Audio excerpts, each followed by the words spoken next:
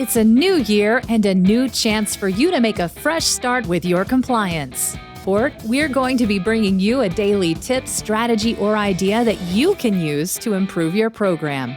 Here's your host, Tom Fox, the Compliance Evangelist. Day 5, the Board and Operationalizing Compliance. The most significant development for boards of directors and compliance in 2021 came from the Delaware courts, which have been expanding the civil law obligations of boards through a series of court decisions involving the expansion of the Caremark Doctrine. This has gone on for a couple of years. These developments began with the Marchand decision, which required boards to manage the risks their organization faced. Next was Clovis Oncology, which required ongoing monitoring by the board. The next case was Hughes, which stands for the proposition that having the structures, policies, and procedures in place is not enough. The board must fully engage in oversight of a compliance program. Finally, in 2021, came the Boeing case, which stands for the continuing proposition that a board cannot simply have the trappings of oversight. It must also do the serious work required and have evidence of that work, i.e. document. The decision in Boeing is yet a further expansion of the Caremark Doctrine, once again beginning with the Marchand case. Boeing also stands for the proposition that a company must assess its risks and then manage those risks right up through the board level. Finally, a board must be aggressive in their approach and not simply passively taking in what management presents to them. The Department of Justice also made clear its thoughts on the role of a board of directors. The role of the board is different than that of senior management. Both the 2020 update to the evaluation of corporate compliance programs and the Department of Justice's Antitrust Division's 2019 evaluation of corporate compliance programs in criminal antitrust investigations was even more explicit in announcing their expectations for robust board oversight of a corporate compliance function.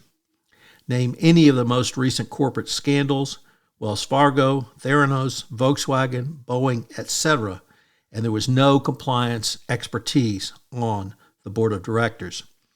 It is now enshrined as a best practice for companies to have a seasoned compliance professional on the board. I would also add that the Department of Justice may soon expect there to be a compliance committee separate and apart from the board audit committee. The Department of Justice continually speaks about the need for companies to operationalize their compliance programs. Businesses must work to integrate compliance into the very fabric and DNA of their organization. Having a board member with specific compliance expertise or heading a compliance committee at the board level can provide a level of oversight and commitment to achieving this goal. The Department of Justice enshrined this requirement in the FCPA Corporate Resource Policy first enacted in 2017.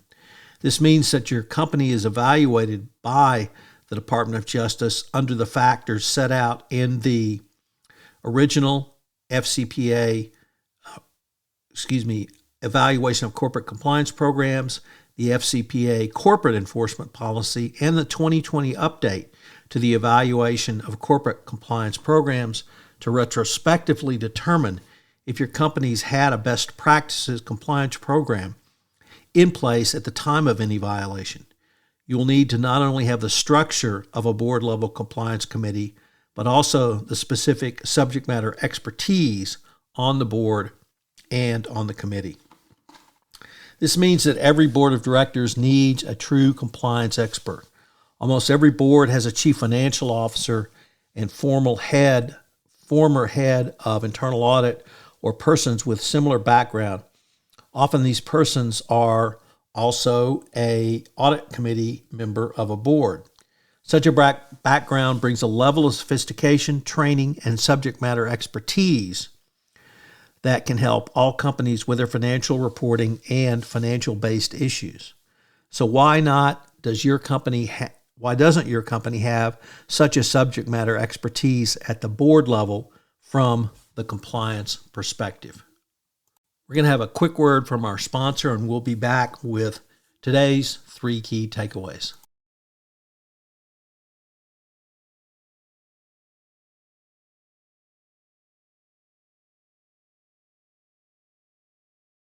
What are today's 3 key takeaways? Number 1, the 2020 update to the evaluation of corporate compliance programs requires active board of director engagement and oversight around compliance. Number 2, board communication on compliance is a two-way street, meaning it's both inbound and outbound. In addition to a board of directors receiving information about a compliance program, a board must actively manage that compliance program. It must ask questions of a chief compliance officer, and it's going to have to test occasionally aspects of a compliance program. This means more than simply sitting there taking in the report from a chief compliance officer on an annual basis. You must actively manage and oversee the risks that your company has from the compliance perspective.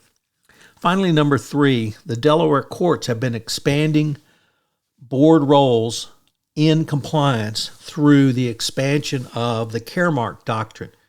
This may be the most significant development in compliance and certainly around boards of directors in 2021.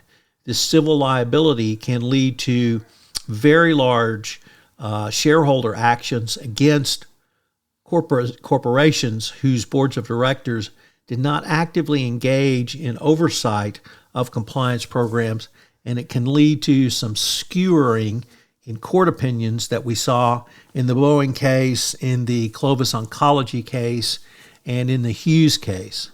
So this civil liability through the Delaware courts from the trial court level up to the Delaware Supreme Court are going to be significant. I hope you will join me tomorrow for day 6 of 31 Days to a More Effective Compliance Program, where we look at the foundational document of a code of conduct. If you'd like information on any of the topics from this podcast series, please check out the Compliance Handbook 2nd edition available at lexisnexis.com/Fox.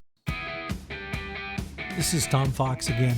Thank you for listening to this episode of 31 Days to a More Effective Compliance Program. I hope you will join me for the entire month of January, where I take a look at some of the significant changes in compliance and FCPA enforcement. 31 Days to a More Effective Compliance Program is a part of the Compliance Podcast Network. This podcast is a part of the C-Suite Radio Network. For more top business podcasts, visit c-suiteradio.com.